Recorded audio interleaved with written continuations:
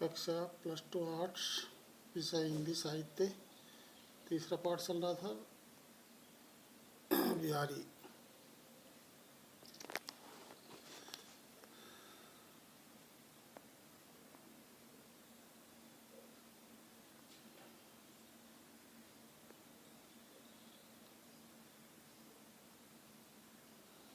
दोहा number 13 का शेष भाग। व्याख्या। कवि रहीम जी कहते हैं कि परोपकार करने वालों के साथ रहना सदा लाभदायक होता है। साथ रहने वाले को इसका लाभ अनायास ही प्राप्त होता रहता है। उसको संसार में प्रशंसा का पात्र समझा जाता है। जिस प्रकार पत्थर पर मेहंदी की पत्तियों को पीसने वाले के हाथ में मेहंदी के रंग से बिना रचाए ही लाल हो जाते हैं, उसी प्रकार परोपकारी का साथी भी बिना कुछ करे प्रशंसनीय हो जाता है। विशेष पहला पॉइंट, प्रस्तुत दोहे में कवि ने नीति से संबंधित बातें बताई हैं। दूसरा, कवि ने बताया है कि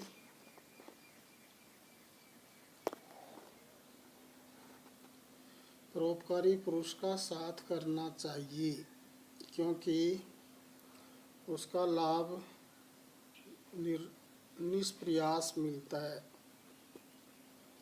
इस दोहे में सरल एवं मधुर ब्रज भाषा का प्रयोग किया गया है। चौथा पॉइंट, कवि ने दोहा छंद में रचना प्रस्तुत की है। 5वां अनुप्रास अलंकार है।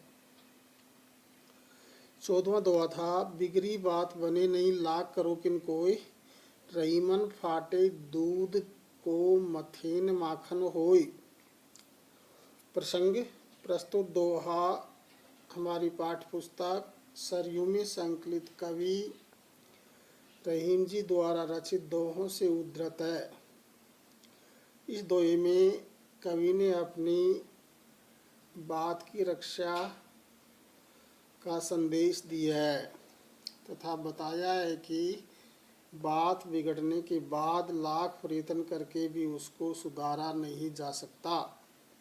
व्याख्या।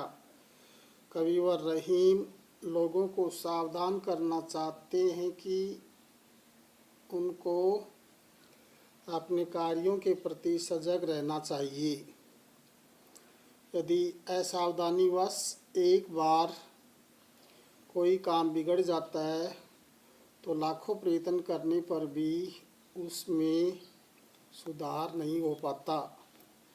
यदि दूध फट जाता है तो कोई उसे कितनी ही देर तक भिगोए उससे मक्खन नहीं निकलता। विशेष पहला पॉइंट, हमें अपना काम सतर्क रहकर करना चाहिए। खराब होने पर अपने किए हुए कार्य का फल प्राप्त नहीं होता। दूसरा, दोहा छंद का प्रयोग किया गया है। तीसरा, ब्रज भाषा प्रयुक्त हुई है। चौथा, बिगड़ी बात में व्यावरण की आवृत्ति से अनुप्रास अलंकार और फाटे दूध में ये उदाहरण दिया है तो इसमें दृष्टांत अलंकार प्रयुक्त हुआ है। 15वां दोहा है, मथत मथत माखन रहे दही मही बिलगाय, रहीमन सोई मीत है भीर परे ठहराए। प्रसंग, प्रस्तुत दोहा हमारी पाठ्य पुस्तक सरयू में संकलित कवि रहीम द्वारा रचित दोहों से अवतरित है। इस दोहे में कवि रहीम ने सच्चे मित्र की पहचान बताई है।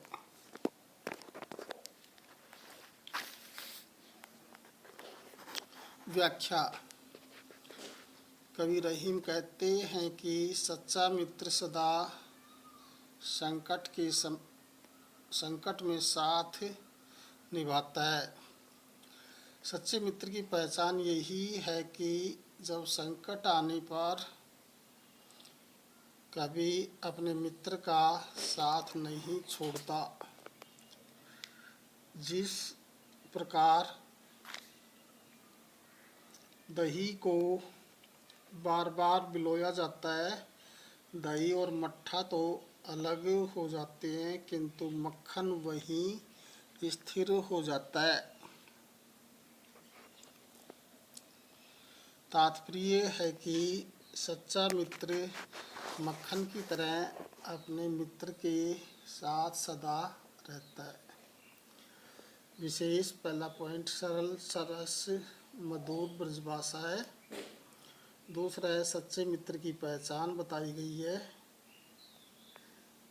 कि वह मुसीबत के समय अपने मित्र का साथ नहीं छोड़ता।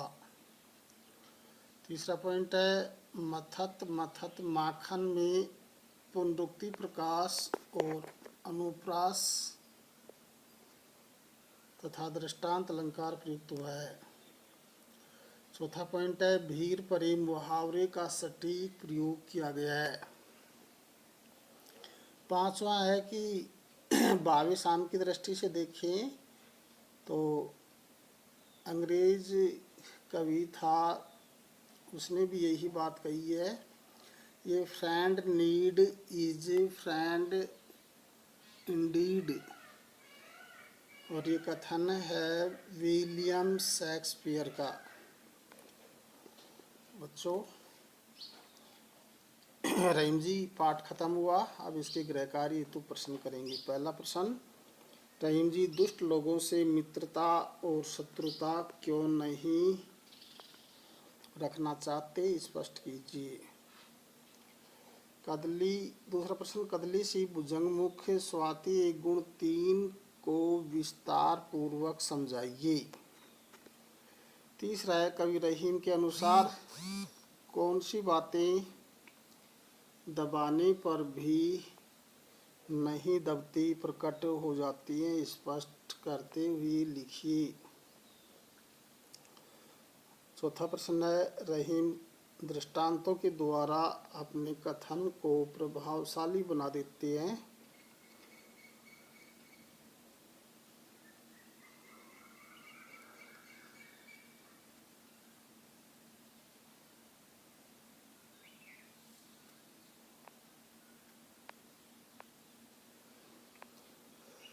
भरी सराय रहीम लखी आप पथिक फिर जाए, कथन की इस दृष्टि से व्याख्या कीजिए। पांचवा है रहीम का व्यक्तित्व बहुमुखी प्रतिभा से संपन्न था। उनके व्यक्तित्व की उनकी रचनाओं की में झलक मिलती है। इस कथन की अपनी पाठ्य पुस्तक में संकलित रहीम के दोहों के आधार पर पुष्टि कीजिए। छठा प्रश्न है टूटे से फिर ना मिले, मिले गांठ पड़ी जाए। कवि रहीम ने ये बात किस प्रसंग में कही है, इस कथन पर आपका क्या मत है, लिखिए। सातवां और लास्ट प्रश्न, रहीम के अनुसार प्रीतम की छवि आँखों में बसा लेने का क्या प्रभाव होता है।